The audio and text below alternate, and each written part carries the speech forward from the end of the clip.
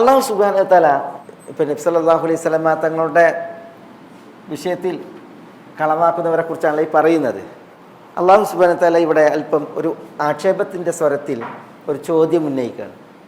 അഫലം യഹ്ദി ലഹും കം അഹ്ലക്നാ ഖബ്ലഹും മിനൽ ഖുറൂൻ യംശൂന ഫീ മസാകിനിഹിം ഇന്ന ഫീ ദാലിക ലആയാതിൻ ലിഉലിൻ നുഹ.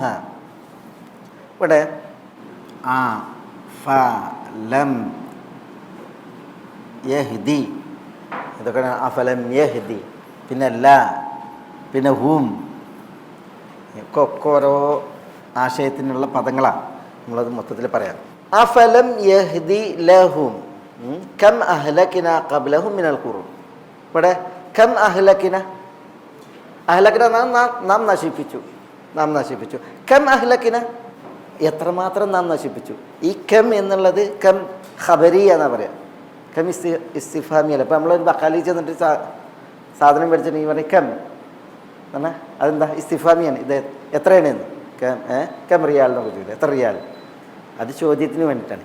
ഇത് കം അതല്ല, ഇത് ഖബരിയ എന്നറിയും. കുറേ ഉണ്ട് എന്ന അർത്ഥം കിട്ടാൻ വേണ്ടിയിട്ടുള്ള ഒരു പ്രയോഗം. കം അഹ്ലക്ന, എത്രമാത്രം നാം നശിപ്പിച്ചു, എത്ര നാം നശിപ്പിച്ചു.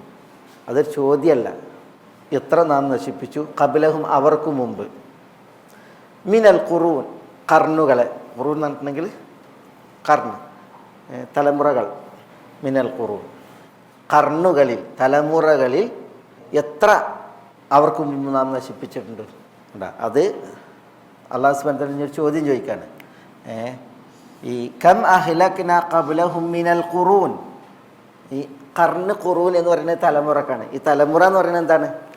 സമകാലീനർ. കർണ് എന്ന് പറഞ്ഞാൽ ശരിക്കും ചേർന്നു എന്നൊക്കെയാണ്. ഈ ഖത്തറന, ഒന്നൊന്നിനോട് ചേർന്നു എന്നുള്ളതാണ്.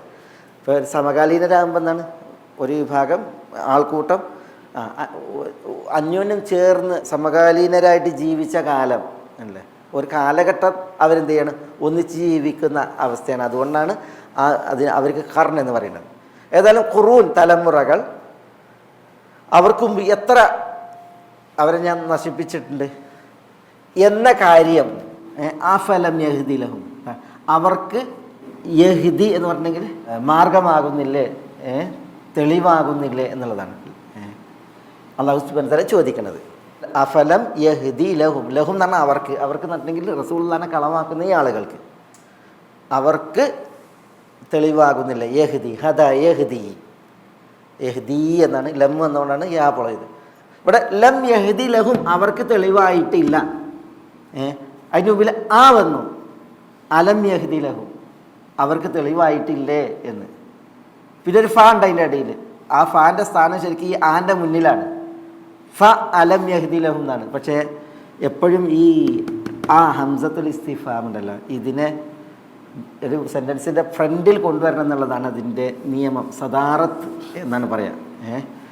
അത് അർഹിക്കുന്നതാണ്. അതുകൊണ്ടാണ് ഈ മുന്തിച്ച് പറയേണ്ട ഫായെ ഇവിടെ പിന്തിച്ച് വെച്ചത്. ഈ ഫ എന്ന് പറഞ്ഞിട്ടുണ്ടെങ്കിൽ അതാണ് ഫ ഉൽ ഫസീഹ എന്ന് പറയും. എന്ന് പറഞ്ഞിട്ടുണ്ടെങ്കിൽ ഈ ഫ കൊണ്ടുവന്നിട്ട് പിന്നെ ഈ ചോദ്യം വന്നപ്പോൾ അതിൻ്റെ ഉദ്ദേശം അതാണ്. ആളുകളുടെ ജഹാലത്തും ഗഫ്ലത്തും, അശ്രദ്ധയും ആളുകളുടെ പിന്നെ അജ്ഞതയും ഇത്രമാത്രമായോ, എത്രമാത്രം തലമുറകളിൽ നിന്ന് പലരെയും അല്ലാഹു സുബ്ഹാനഹു വ തആല നശിപ്പിച്ചിട്ടുണ്ട്. ആ നശിപ്പിച്ച വിഷയം അവർക്കൊരു മാർഗമാകുന്നില്ല, അവർക്കൊരു ലക്ഷ്യമാകുന്നില്ല. ഇത്രമാത്രം ആളുകളുടെ ജഹാലത്തും ഗഫ്ലത്തും അശ്രദ്ധയും അജ്ഞതയും ആയിപ്പോയോ എന്ന് അല്ലാഹു സുബ്ഹാനഹു വ തആല ചോദിക്കുകയാണ്. അതാണ് അവിടെ ആ ഫാൻ്റെ ഒരു പ്രത്യേകത. അതാണ് ഞാൻ പറഞ്ഞത്. ആ എന്ന ഇസ്തിഫാമാണ്, ഫ ഫസീഹയാണ്, ലം നാഫിയാണ്, യഹ്ദി എന്നുള്ളത് അതിൻ്റെ ക്രിയയാണ് എന്നൊക്കെ പറഞ്ഞത്. പക്ഷേ ഞാനതിൻ്റെ ഒരു മൊത്താശയാണ് പറയുന്നത്. ആളുകളുടെ ജഹ്ല്, അജ്ഞത, ആളുകളുടെ ഗഫ്ലത്ത്, അശ്രദ്ധ, അത് ഇത്രമേലായിപ്പോയോ, എത്രമേൽ. മുമ്പ് പല തലമുറകളെയും ഈ സ്വഭാവം കാരണത്താൽ അല്ലാഹു സുബ്ഹാനഹു വ തആല നശിപ്പിച്ചിട്ടുണ്ട്. ആ നശിപ്പിച്ചു എന്നുള്ള കാര്യം അവർക്കൊരു മാർഗമാകാത്ത വിധം, അവർക്കൊരു പിന്നെ വഴിയാകാത്ത വിധം ആയിപ്പോയോ എന്ന് അല്ലാഹു സുബ്ഹാനഹു വ തആല ചോദിക്കുകയാണ്. ആ ചോദ്യം ലിൽ ഇൻകാരി വ തൗബീഖ് എന്നാണ്. അള്ളാഹു അങ്ങനെ ആകാൻ പാടില്ല എന്നും അവരെ അതേപോലെ തന്നെ ആ വിഷയത്തിൽ ആക്ഷേപിക്കാനും വേണ്ടിയിട്ടാണ് ഈ ചോദ്യം. അഫലം യഹ്ദി ലഹും കം അഹ്ലക്നാ ഖബ്ലഹും മിനൽ ഖുറൂൻ.